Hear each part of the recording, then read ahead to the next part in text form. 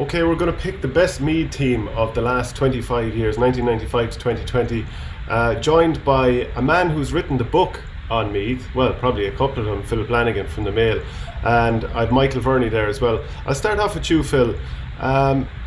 Meath, you're not from there, but at the same time, you do know them very, very well. Yeah, look, I ended up writing the Four Kings book, taking in the four full backs who spanned the seven All-Ireland, right up to Darren Fay, Mick Lyons, Jack Quinn and Paddy Hans O'Brien. So it was kind of the full history, all right. Plus working on the Boylan years book, talking to a lot of the old characters. And living in Rathope the last 17 years or so kind of well embedded at this stage. Verney, any thoughts on Meath as an Offaly man? Did you grow up disliking them? Because Offaly weren't bad at football back in the day. No, it'd be fair to say Phil has written the gospel on Meath football, in fairness to him. As an Offaly man growing up, no, to be honest with you, my first memories of Meath and Offaly are unbelievably good memories. The 97 Leinster final, when Meath were fairly decimated, carried a lot of injuries into that, and everyone remembers Ryan Malone and Vinnie Claffey and Peter Brady going to town that day. So that's one of my great memories. And Offaly then dethroned Meath as All-Ireland champions in 2000 as well, which was amazing. So no, I have pretty good memories of Meath, and I actually played at half-time in 98, I think it was, when Offaly played Meath in a double-header in Croke Park. I played the mini-sevens at half-time. So no, all good memories, thank God. Right, we'll start out. Sorry, jump in there, Phil. I was just going to say, even memories of Meath, like obviously jumping Meath in 91 and all that, but even when my older brother got married, I was best man at his wedding, and we're out in Kildare, and there were so many dubs in the room. It was the year Kildare knocked Meath out of Leinster, and it went to extra time, that they actually held the time of the wedding back because it was everyone in the room wanted to see Meath beaten at the time. It was such a rivalry. So Dublin Meath and all that has been obviously rumbling on for a long while, even if it's tailed off a bit in the last decade. So if we look at the goalkeeper, Phil, could you give us a couple of the options there? Or are there any? Yeah, well, again, if you look at where Meath are right now, again, in the midst of another goalkeeping dilemma, it's arguably the position they've found hardest to fill in the last couple of seasons to kind of nail down a regular. If you go back, obviously Paddy O'Rourke has been a strong contender before he retired, but even I'd watched him play club games, when he plays for Screen, you'd find him at the edge of the square half the time, so he plays a lot of outfield football. Brendan Murphy would have been a very solid, really solid keeper. I think sure he hasn't been involved in goalkeeping coaching capacities, but it's hard to avoid. And unfortunately, for the current generation, it's hard. The guys with the medals are back to 96, 99, and the last All-Ireland final, obviously 01. So you're looking like Cormac Sullivan was a key part of the team, the new team that Sean Boylan built and came along in 96, 99 and swept all before them. So Cormac Sullivan was the obvious contender for me starting off. I think Paddy O'Rourke definitely has to be in the mix, but I suppose the fact that he won Leinster in 2010, of course, and not that too many people in Meath are blown about it, but he actually finished up his career by just deciding it wasn't really worth it anymore, and I remember ghosting that column for him. So I think in some ways, even if it was a tight vote, by virtue of that, I might select Cormac Sullivan, and I'm not saying it is a tight vote. Verney, any thoughts? No, I'd agree with Phil. I'd say kind of the situation now, and particularly after Paddy O'Rourke's exit, just kind of shows you the value of having such a good goalkeeper like that and having that massive level of consistency over a long period of time. They never had any worries whatsoever when Cormac Sullivan was manning the line. And yeah, I think his longevity and what he has in the locker at home from a great career, I think it's relatively tight. But if you had to pick between the two of them, I don't think you could avoid picking Cormac Sullivan. I think he's the obvious choice. And look, you've had the spillover of obviously Conor Martin. You've had the carryover from the previous teams as well. So unfortunately, Meath, I don't think they've had that. They haven't had that stability, your Stephen Cluxton type, who's just been able to kind of take the position and own it for a long period of time, particularly in recent years. Phil, to move into the full back line then, are there any people that had to be in there? I mean, Martin O'Connell, three-time All-Star, if I remember correctly, Meath Team of the Century, I suppose. He would have to be a lock if you were picking a team in the last 30 years. But probably, even though he won an All-Star during this period that we're talking about, he probably just probably wasn't there long enough to be considered. Well, that's it. Martin O'Connell, I was actually only chatting to him after his book came out, and he's flying form still doing skills challenges, I think you'll see via Media. But it's just a question of timing. Like himself and Colin Coyle aren't the only two Meath players with 3 All-Ireland medals, so they spanned Sean Boylan's first iteration, the 87-88, all double winning team, and managed to go all the way to 96. And Martin obviously was picked to wing back, was he? Team of the Millennium, so the Millennium Man. But just the fact, Shane, the brief is the last 25 years, so only on that basis kind of maybe is the fact that it was himself and Colin Coyle finished up very soon after, that you kind of trying to go with a different generation. But the locks to me are clearly, even after doing them as part of the book, and know Darren Fay fairly well at this stage, and sure he is up there with the Mick Lyons, the Jack Quinn and Paddy Hans O'Brien. Like, it's incredible how actually coming into that All-Ireland final in 2001, and this is from a player who was going to make his debut in 96. He's never conceded more than a point from play to his direct marker. It's just, I mean, when it happened in that All-Ireland final, I remember him telling me like his head was actually a bit scrambled because this had never happened to him before. Yeah, just on the basis of that. Yeah, champ. So he talked about Mark and Porrick Joyce, and obviously Meath, it all went wrong for them after bludgeoning Kerry previously. But he said even on the pitch, his head was scrambled, that something happened where his direct marker was actually able to get a couple of scores. And if you look back at that, actually, Porrick Joyce wasn't having a great game, and he had Fay was playing very well on him, but just the tide turned, and obviously Galway cut loose, and Porrick then cut loose himself. So look, himself, and he had a brilliant partnership with Mark O'Reilly and Cormac Murphy as well. So often when the game changed, it was left as kind of when teams moved out to corner forward, it was the two-man inside line, it was left to O'Reilly and Fay to kind of pick them up. And Mark O'Reilly was just a brilliantly dogged corner back, all the things you kind of want in a corner back. And Cormac Murphy was again another kind of enforcer type, and there, so that they made up my full back line. Yeah, without doubt, I think Mark O'Reilly, All-Star in 2001. Was there anyone else who you felt was unlucky to miss out in that particular area of the field? Yeah, well, if you take more recently, Kevin Riley, played for a year, really solid guy. When you're coming in, taking over from Darren Fay, a huge boots to fill, and he would have been a really impressive performer full back. Even Conor McGill here was the first All-Star nominated player from Ratoath just last year. He's only midway through his career and has already been full back from the time he came into the team nearly, which is, again, very few players that happens to. Darren Fay was one of those. Again, he even did his apprenticeship for a year and a half, wasn't it, a wing back in different position, whereas Conor's gone straight back in full back. So his career, and no more than a lot of the younger generation, they're only kind of midway through it. So definitely guys like that certainly deserve mention. Verney, anyone in your thoughts? I mean, just like Phil has mentioned there, even though Meath lost the Leinster final 17 points to 4, it was probably even more last year to Dublin. I actually thought that 19. Full back line did brilliantly under severe pressure in the first half. Yeah, Conor McGill is very good. Phil is right, yeah. He's kind of settled in. He's been thrown kind of in the deep end somewhat, but he's adapted unbelievably well. I believe he had a horrible haircut there recently as well. Did he lose some FIFA challenge or something to his brother, and he's got a horrible botched haircut? But it won't take away from the fact that he's an outstanding full back.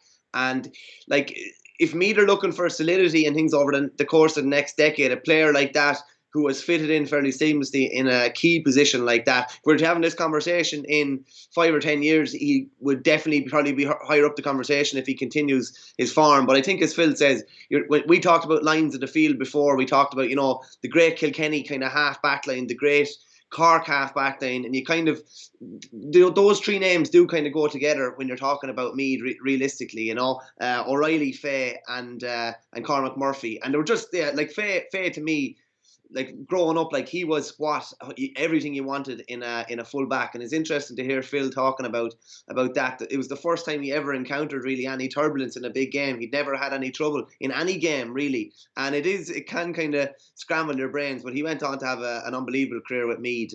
So I think those three are fairly locked on for the full back line. If we're to move out to the half back line then, Phil, I'm pretty quickly going to be thinking Nigel Nestor, brilliant player. He was there from 1997 to 2004, so he had a long stretch in the period we're talking about. Then Paddy Reynolds, All-Star in 1999. Are those two fairly quickly on your team sheet? Well, actually, the two, Enda McManus and Paddy Reynolds, again, when you're looking at the All-Ireland winning teams in the last 25 years, 96, 99, and Paddy Reynolds, obviously famous son of, so he has the bloodlines. And he was going again, his career was still going right up to 2005 and beyond, I think. So Enda McManus and Paddy Reynolds, to me, were two obvious contenders. But I think the one player of the modern generation who I think would fit on any team is Donald Keogan. Like, he's just phenomenal talent, glides across the ground. And unfortunately for him, he's just stuck in this period where Meath haven't really been contenders, haven't won the silverware. But there's a touch of the Robbie O'Malley to me. Like, he could fit on any of the teams in the past, and he was my first pick, to be honest, in a half back line. And then with Enda McManus and Paddy Reynolds to fill it out. But I think Keogan really, he would have been, if Meath had gone any way further last year, he was a lot as an All-Star. So again, you're judging, it's just a misfortune of history that if you're not on the teams that are in late summer or winning All-Irelands, otherwise, if Keogan was on any of the other competing counties, and I think he'd slot into any of the teams, he'd have his stack of All-Irelands or All-Stars at this stage. Was there any temptation to throw Graham Geraghty into the backs? I mean, he has the versatility to put him in anywhere. She could, absolutely, but obviously he's further up the field. But I remember watching actually that Meath team, that famous Meath minor team. I think that had Geraghty. They were a phenomenal team that came along, and like right from the get-go, he was a star. So yeah, look, she could play Geraghty anywhere. And I'm not surprised if he hasn't played I don't know if he's played in goals, but I think he's filled every other position on the field like he must have. Are you happy enough with that half back line, Michael? Yeah, no, I just echo what Phil says there. Donald Keogan, to me, if I was picking a best 15 in the country, he'd be very, very close to it. That's taken in every county.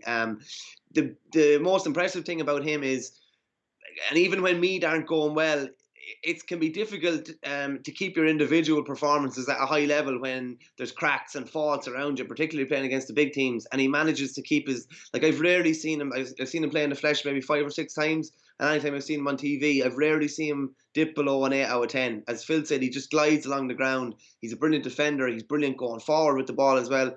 When you look at a team maybe that's not in decline, but they're not in great shape as in comparison to the past, and you think, Jesus, what sort of damage would he have done on that great Meath team? He would have slotted in beautifully, and he'd be better again with great players around him. Yeah, Donald Keogan to me would have been, along with Darren Fay, would have probably been my second player to put in the defence. In midfield, I think it's going to be hard to make a case for anyone other than John McDermott and Nigel Crawford. Like Crawford, 3 Leinster titles obviously, and a couple of All-Irelands in there. John McDermott, bit of an enforcer, 1999 to 2001, might be the only limiting factor for him here. Are they the guys you've gone with? Did you look at some other guys, Phil? Well, look, that partnership, like John McDermott, was just a phenomenal presence, and I think if you want to trace the kind of the demise of the county team in terms of their fall from grace, it's from the moment he stepped away. Like, he was there up to 2001, and if you go back, like, he was just a typical old style midfielder in many ways. Just that presence, the kind of Kevin Walsh, that ball winner under a dropping ball and for kickouts, and kind of dragging his team into whenever they needed him. But when I remember talking to him again, and he felt that when the Olays went up against Kerry in the semi-final of 01, he felt that kind of something's changed a bit in Meath, football. And this was his theory, that kind of a little bit of arrogance, whatever, kind of crept in at that time. And he said, going into the final, he was really worried that even though Meath had obviously hammered Kerry and were in the driving seat, that he was very worried about it. And I think the moment that obviously the Meath team began to struggle was from the moment that he stepped away. And his kind of lieutenant or alongside him for different stages, Nigel Crawford, would have been, they would have had a very good partnership, and he was the guy who naturally slotted in for me beside him. Yeah, Shane O'Rourke is a guy who's played in different positions. Now, he hasn't made your team, but if he didn't suffer the injuries he did, do you think he would have found himself on this team someplace? Definitely, I suppose the big what if could have been a contender. Shane, we all you know, voiced that at different stages. But look, he just crippled by injury. But maybe, he's one, and I don't know who Michael thinks maybe could have slotted in, like Brian Fenton. To be honest, in recent seasons, has, you know, even in the last 12 months, has just his Brian Fenton, has hit another level, and he's kind of. He is certainly somebody whose career looks on a really upward trajectory, you know. Is he another guy who suffered like Brian Menton? He's another guy who suffered just by virtue of the fact that the team is fairly, well, it's just not challenging for All Irelands and Leinsters. Yeah, but of any of the contenders last year, like Donald Keoghan, Brian Menton, really, I thought, dragged the team through last year, really inspired them at different stages. So he looks like a guy, he has all the physical attributes and everything to really kick on. So I don't know if Michael thinks there's anybody else who'd be in the shake-up there. No, definitely Brian Menton. Like, when you look at it as a body of work, probably at the end of his career, it'll be fairly outstanding, I'd say, particularly playing in a team that's not nearly as prominent as John McDermott. He definitely come into the conversation and maybe would further come into it in a couple of years down the line, but it's very hard to get away from the two we've picked. Like, John McDermott, from an opposition point of view, he was one of those players that you would just always love to have on your team. As Shane said, an absolute enforcer. I used to love, he scored a couple of goals solo and through where he'd do the bounce kick when he was taking the shot on goal. He'd actually let the ball bounce and hit the ground, which I loved because it was kind of a throwback to the old style Gaelic football that a full back would do, nearly coming out kicking the ball. And he was able to, it was weird, he was able to arrow the ball straight when it bounced off the ground. He got a couple of great goals in Croke Park like that. But very hard to get away from those two. A brilliant partnership during the years when they played together, in fairness. Half forward line then, Phil. Have you? Do you think you'll be upsetting the apple cart at all here, putting any noses out of joint? Yeah, well, look, again, maybe to bring it into the present a little bit, I must say a great time for Graham Riley, and I know we can drive the locals kind of scatty at times sometimes because they look at the potential and has he lived up to it at times, but just he's such a natural scorer, and even in the last 10 years from kind of need of struggle to do damage, he's just a guy capable. He can just go bang bang bang, you know, hit 3 points and space for a couple of minutes. So I think he definitely deserves a good mention. I have him in a half forward line with Trevor Giles and Graham Geraghty. Now obviously for the likes of pushing with Graham Riley would have been like if supporters mightn't see him ahead of the queue, with Biggie ahead of Evan Kelly. Seamus Kenny, you know, was there. Seamus obviously still working as one of the main men in administratively in Meath. Such a brilliant kind of soldier. Evan Kelly as well, All Ireland winner, you know, so you've guys like that. But of the current generation, you know, I definitely think, you know, Riley deserves a mention. And again, the company he's keeping, like Trevor Giles, ridiculous talent, the vision, everything, even the short sleeves. But he'll always be forever remembered for. But like the archetypal centre forward, pulling the strings, just incredible talent. And like I know if you're looking at the current generation in terms of vision and how you pull the strings, certainly, you know, he'd be in any team of the last, I don't know, 25, 50 years. And sure, Geraghty as well, complete maverick, brilliant talent, capable of anything. So versatile, still doing it. I don't know which level actually we've seen him at club level, at different stages, playing a bit of junior hurling there recently in Meath. So like incredible talent, and those two guys in particular would be locks on any team. Yeah, sure. You're talking about Geraghty, all-star 90s, both in attack and defence, captain in 1999. Trevor Giles played pretty much perfect era here, 94 to 2005, footballer of the year twice. I'm not even sure, has anyone else actually even done that? Off the top of my head now. It's definitely, it's as rare as hen's teeth anyway. It is, yeah. And wasn't with Trevor Giles? Did he do the cruise ship and kind of come back? Because I know there was the parallels with Henry Shefflin that again shows you the strength of mind as much as anything. And with Geraghty, wasn't this famous kind of little chip goal against Tyrone as well? Yeah, so many he kind knocked it over the goalies. so many brilliant moments. So, and again, their careers had real longevity about them. So the two lads, were incredible and kind of played off each other as well. Before I bring in Verney there, I might just get you to name the inside line, because a lot of the time you can sort of move lads around the place to accommodate them in the forward line. But so who did you go for in the inside line? Yeah, well, the inside line went with Stephen Bray, Tommy Dowd, and Ollie Murphy. And I know again Stephen Bray, his career kind of would have kind of come in there after maybe the All Irelands had passed now, but Bray was super player, brilliant movement. Meath's only All Star since 2001. Exactly, which shows you that to kind of be doing it when Meath, I guess, were still pushing but weren't able to kind of get to the summit, and as they began to dip, he was still very consistent. And the guys alongside him again, I was talking to Tommy Dowd last year, still in flying form. He actually delivers oil here to the house, So what is it about the greats? Dan Shanahan, Christy Ring, Tommy Dowd, they all deliver oil. Look, yeah, the business I think was flying. Still looks like he could do a job, flying fit. But he was such a ball winner, and again, kind of epitomised the old Meath spirit, that ferocious, competitive level, the ability to kind of clobber lads out of the way to win the ball. And the piece I did with him last year, I remember thinking, because he played against the last Meath team to face Kerry. Back in the day, so when we played Kerry in the qualifiers last year, he actually captained that team.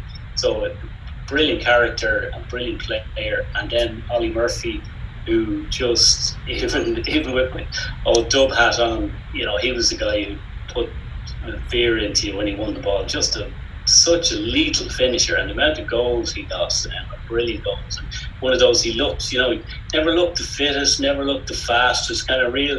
You kind of look, you wander out onto a field, and you kind of go, I might make a decent club player. Just electric on the ball, brilliant mind and brilliant finisher. So he was just a real crowd favourite as well. So, like Ollie, I think as an inside line, they'd have a real mix of everything. Now, and I don't know who Michael thinks, but you've guys then like Joe Sheridan, really popular, obviously famous, immortalised in 2010 for his demonised try. Keane Ward, you guys like that's it definitely deserve mention. Even another generation, like see guys at the moment who clearly have their best years, hopefully ahead of them, even locally, Brian Mack and Eamon Wallace and guys like that. But the likes of Ollie, just remember his finishing. He used to be just brilliant to watch. Yeah, Michael, in you come. Yeah, I couldn't argue with 5 of the 6 personnel anyway. I definitely have Trevor Giles, Tommy Dowd, Stephen Bray, Ollie Murphy, and Graham Geraghty, but I would jig it around a little. Graham Riley is the sort of player that is much maligned probably in Meath, just because they know what he can do and what he has done at different stages. I vaguely recall being at a Leinster Championship match where he scored 8 points from play. I think it was in Parnell Park. It was either Louth or Wicklow that played. I think it could have been Louth. And that was the talent that he had. But then the next day, I think it was in Cian O'Neill's second year with Kildare, he was taken off. He's taken off scoreless against Kildare. And it's kind of, there was a time there when you looked at the score sheet and it was Graham Riley 4 or Graham Riley 5 nearly every game he played, particularly in league games. And it was kind of, you knew that talent he had, but just consistency, and particularly when you maybe needed it on the biggest occasion, it was maybe questioned sometimes. I would jig the forward line around a bit, and he would be the one to lose out for me. I'd bring in Joe Sheridan at wing forward. I'd have Trevor Giles centre forward, Tommy Dowd on the wing, Stephen Bray, Graham Geraghty, and Ollie Murphy. That's what my forward line would be. I'd just jig it around a small bit. Geraghty obviously could play wing back. He could play 12 as well. He was a brilliant full forward though, a brilliant target man, particularly towards the latter stages of his career. An absolute poacher, so dangerous in around there. And just what Phil said about Ollie Murphy as well. When Sean Oak played the 2 All-Irelands within 2 weeks in '99, he was the one that was on Ollie Murphy for that goal. And as he said, like you compare on one hand Sean Oak and all the sports science and expertise and nutrition and fitness but it was hard bait, the bit of cuteness that Ollie had, and he just slipped in behind and got that all important goal. But that's my forward line. I just jig it around a tiny bit. Yeah, I'm just going to add in a couple, sing the praises of a few of these. I've already mentioned Geraghty and Giles. Ollie Murphy, so he was a key man in 99, as you were just saying, sub in 96, brilliant in 01, and then a hand injury in the final. That was probably, look, maybe Galway were going to run away with it anyway, but that was definitely important. Made his debut in the 1994 championship though. He was playing for London against Galway, and they were hammered 6 points to 221. Yeah, as you said, Stephen Bray, All-Star 2007, brilliant. I wonder, like, Mickey Newman, obviously a very good footballer over the years, but probably not going to get into this. Tommy Dowd won 2 of his 4 All-Stars during this particular period. Obviously, he predated the 1995. I'd love to have seen a little bit more. There's a couple of guys, again, Shane O'Rourke. If he had to stay fit for 10 or 15 years in there, how good would he have been? But yeah, is there anyone else we're missing out on, or any? Would you like to rebut what Verney has said there about the change he'd make?